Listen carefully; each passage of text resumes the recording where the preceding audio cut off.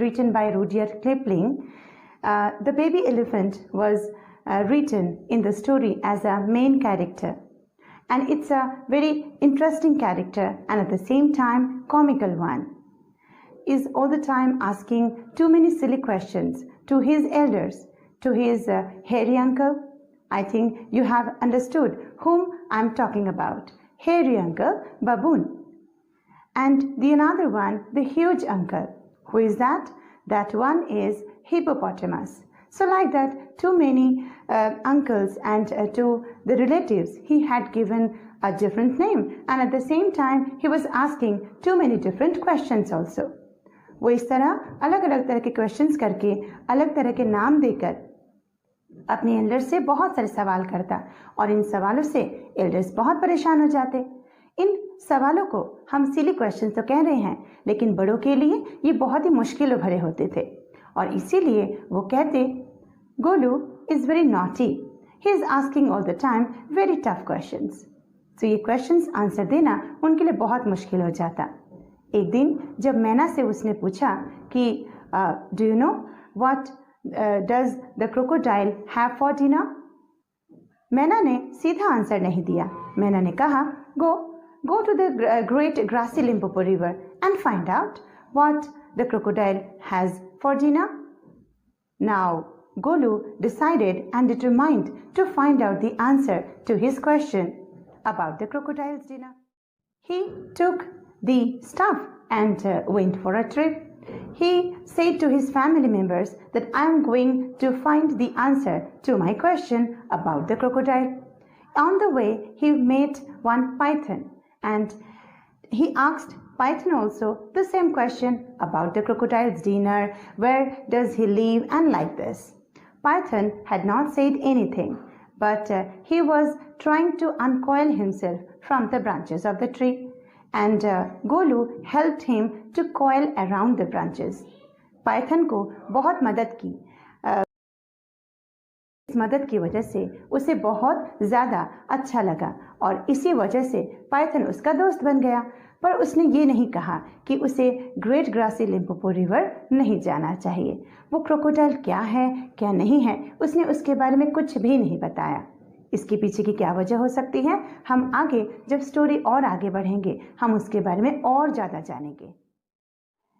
Python was very happy with the service of Golu, and now on the way he was very hungry and he had eaten bananas, sugarcane and melons because he brought those things just to eat on the trip.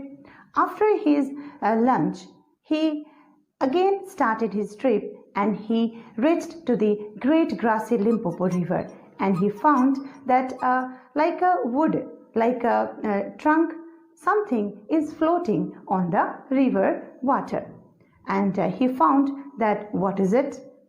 And at the time he found that one animal was coming out of the river, and he asked to the animal, actually, don't you know that animal, what was that? It was real crocodile. But Golu had seen him, but he couldn't recognize that it was the crocodile. He had not seen ever crocodile in his life. He was so little, he was so small baby that he had come out for the first time from his house. पहली बार घर से निकलने के बाद जब वो पहली बार crocodile को समझने जा रहा है, क्रोकोडाइल को जानने जा रहा है, इसी रास्ते जब उसे क्रोकोडाइल सामने दिखता है वो नहीं समझ पाता है कि ये क्रोकोडाइल ही है। वो क्रोकोडाइल से ही पूछ बैठता है, do you know what does the crocodile have for dinner? Crocodile आंसू बहाते हुए कहता है, हाँ मुझे तो पता है, लेकिन तुम्हें मैं तभी बताऊंगा जब तुम मेरे बहुत नज़दीक आओगे। When you will come closer to me, I will whisper in your ears. Golu समझ नहीं पाता है, थोड़ा सा डर जाता है क्रोकोडाइल के साइज को देखकर, और वो कहते कि नहीं मैं यहीं ठीक हूँ, आप यहीं से मुझे बताएं। But crocodile was very clever. He convinced him to come closer to him to have the answer. If you want to know the answer, you have to come to me, and I will tell you what does the crocodile have for dinner. So Golu didn't understand what to do and what not to do. वो समझ नहीं पाया कि उसे क्या करना चाहिए। वो क्रोकोडाइल के बहुत नज़दीक गया और उसने कहा कि अब बताओ। और उसी वक्त क्रोकोडाइल ने मौका देखकर उसके बल्जी नोज को पकड़ लिया। अपने शार्प जो क्लॉज है उससे उसे पकड़ लिया। अपने फ्रंट टीथ से उसे पकड़ा और उसे एकदम से जाने नहीं दिया। गोलू समझ गया कि अब उसकी मुसीबत हो गई है और उसी वक्त क्रोकोडाइल ने उसे रिप्लाई दिया, now today you are my dinner, my baby elephant, I will eat you today at night. So like that, Golu had got his answer, but now the condition was too much bad for Golu. Golu की मुसीबतें बढ़ने लगी। वो अपने आप को बहुत ज़ोर से खींचने लगा। क्रोकोडाइल के उनके दांतों से अपने आप को बचाने की पूरी कोशिश करने लगा। बहुत दर्द हुआ, बहुत तकलीफ हुई। ऐसी तकलीफ़ों के वक्त उसने पूरी कोशिश की अपने आप को बचाने की। आखिर में कौन आया? आपने समझ लिया ना? आया उसका सबसे अच्छा दोस्त पाइथन।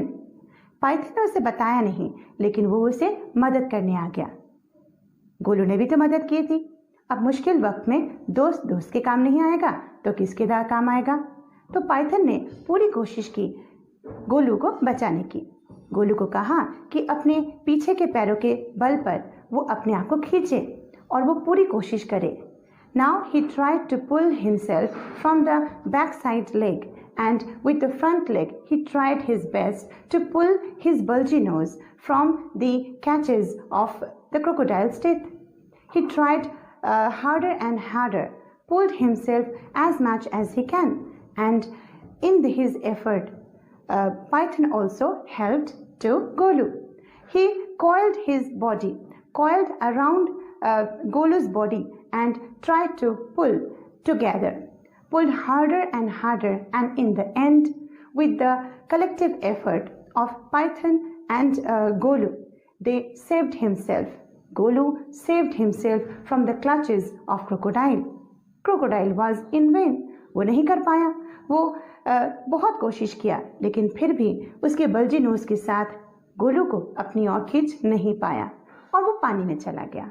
और कुछ इस तरह गोलू अपने आप को बचा पाया। और इस काम में उसकी कौन मदद किया? पाइथन और गोलू ने एक दूसरे की बहुत मदद की। और पाइथन ने काफ़ी दिनों तक देखा कि गोलू अपने बल्जी नोज, जो आज एक लंबी ट्रंक बन चुकी है, इस खींचतान में सबसे बड़ी बात जो हुई, बल्जी नोज जो एक बूट के फ्रंट पार्ट जैसा होता है, जो गोलाकार होता है, in a round figure, the round figure the bulgy nose has transformed into a long 5 feet long a trunk. एक बहुत बड़ी ट्रंक बन चुकी थी। अब गोलू का बल्जी नोज बन चुका है एक लंबा ट्यूब, और इस ट्यूब की मदद से वो बहुत सारे काम कर पा रहा था। Now in the starting period, when after the pulling by the teeth of the crocodile, the trunk has transformed into a different form. Now it was quite warm, and after a few days it was become in a actual position, in an actual situation. Now after a few days, when the bulgy nose has not got its earlier format, now the bulgy nose has become a trunk, 5 feet long trunk. Golu thought that it was, or it will become, or it would become again a bulgy nose. वो पूरी कोशिश कर रहा था कि शायद ये trunk फिर से बल्जी नोज बन जाए और वो पहले जैसा हो जाए, लेकिन वो नहीं हुआ। पाइथन ने उसे बहुत समझाया कि इसके बहुत सारे एडवांटेजेस हैं। तुम्हारा ये बल्जी नोज अब कभी नहीं होगा, और अब ये 5 feet लॉन्ग लंबी सी ट्रंक ही रहेगी और ये तुम्हारे बहुत काम आएगी। एडवांटेज बहुत सारे उसने समझाए। Advantage number 1, advantage number 2 and 3। Advantage number 1 क्या है? Now on the second day, when the condition was much better for Golu after the incident, Golu was stung by a fly on its shoulder, and Golu lifted his long nose, that's called trunk, and hit the fly with it to death.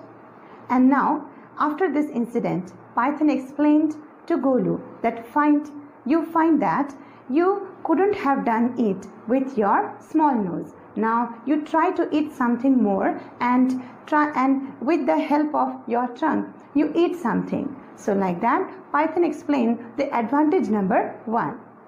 Python ने उसे समझाया कि दूसरे दिन जब एक fly ने उसे काटा तो उसने काटने के वक्त उसे अपने ट्रंक से उसे मारा और उसे हिट किया और वो फ्लाई मर गई।